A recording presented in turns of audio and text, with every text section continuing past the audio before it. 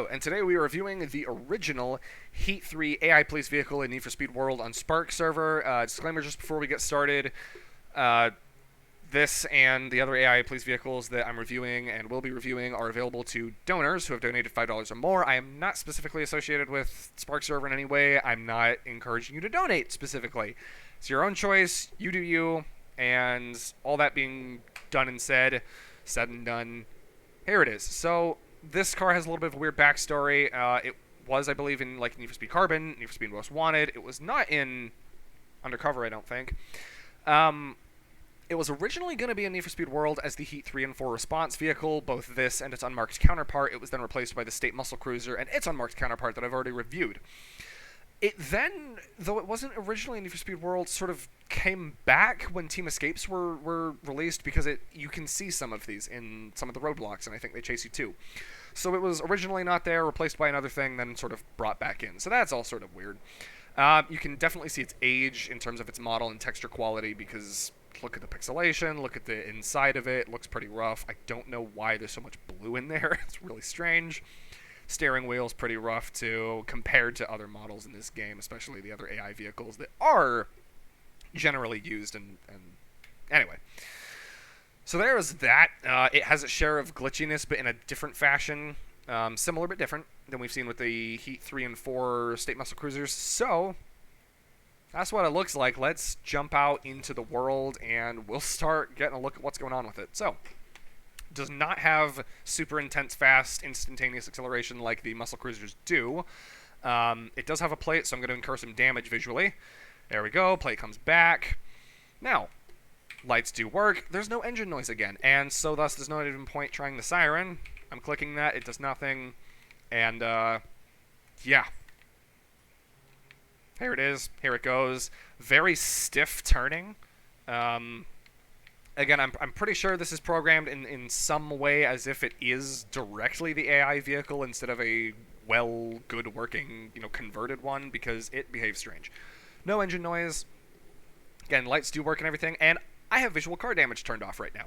But there's still damage, and that happened. And even if you turn it off, it won't be visually invincible. You'll still get damage. It's sort of eerie driving around without any engine noise and such, but that's that. Something I have noticed, though, in this weird trade-off, it doesn't have instantaneous acceleration, and it also doesn't become disabled through damage. You can just keep getting damage and damage and damage and damage.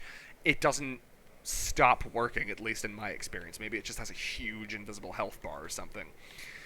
Anyway, so there's that. We'll go take it in a race. It's not going to do so well because it has stiff steering and it's not very fast. It does register as a E-class car with 0 on its performance rating. I'm in the middle of an event and trying to show you that, so there's that.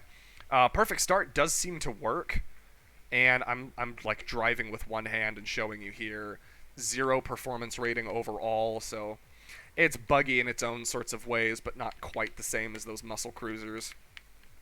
We're going to try to get through this event. I am suffering a weird little glitch right now, unrelated to these cars, where I can't seem to use my power-ups.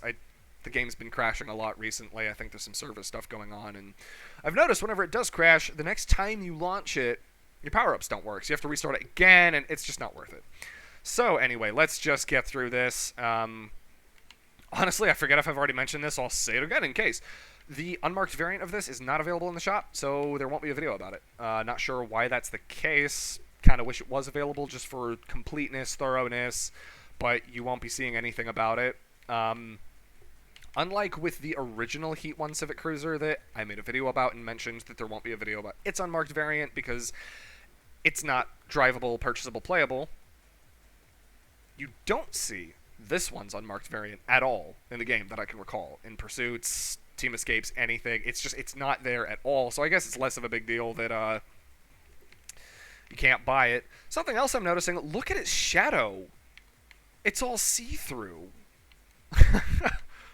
That's strange. I've never seen that before until this very moment. I guess I'm not as observant as I thought. But yeah, look at that. You can see through most of the panel work on the shadow. I'm wondering if that's like the glass or something. I'm not sure. Anyway, we're at 90% for this race. Let's get it done, and then We're going to awkwardly try to get through Team Escape. I have a feeling I'm not going to get very far in it. One, because this thing's not very fast, and two, I'm not able to use my power-ups right now. And that's not super important for demoing these vehicles, so if the game would let me click next, there we are. Let's, ooh, very nice. Let's get into a Team Escape briefly. I'm going to purposely choose, like, probably the high-stakes one,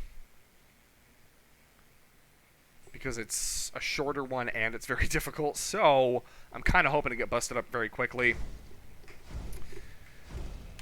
There we go. I will try my best, though, just to be fair. Again, it's so strange playing with no, gosh, no engine noise or anything. There's no collision sounds.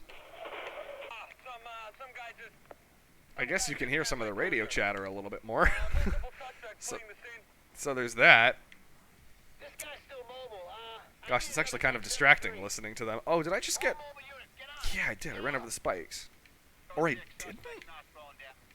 I honestly can't tell if my spikes are blown out or not. Oh, you know what? They are. But I don't think there's an animation for it. And also, I'm not sure that it's affecting my performance. So that's something strange I've never thought about. I guess because it's like the AI car. But it has all these weird programming issues. It doesn't seem to actually suffer from the spike strips. Because the police cars normally don't, that you're actually up against. So I guess that's a strange good thing. In terms of performance, I don't even think I'm going to get through this event time-wise because we've got about 2 minutes for 15,000 feet. That's not going to go so great. Oh, gosh. I can't even use an emergency evade. Oh, my gosh. Oh, my gosh. Oh, it did disable. Well, look at that. We all just learned something together. It does have a finite health meter. The lights turned off, the taillights, the police lights, everything. So that teaches me something, and that's a great concluding point. With that, we're going to be getting on next to some other vehicles that are a little bit more playable and have a little bit, well, of some other strange glitches. You'll have to wait and see for that. So we'll be covering that soon. Goodbye.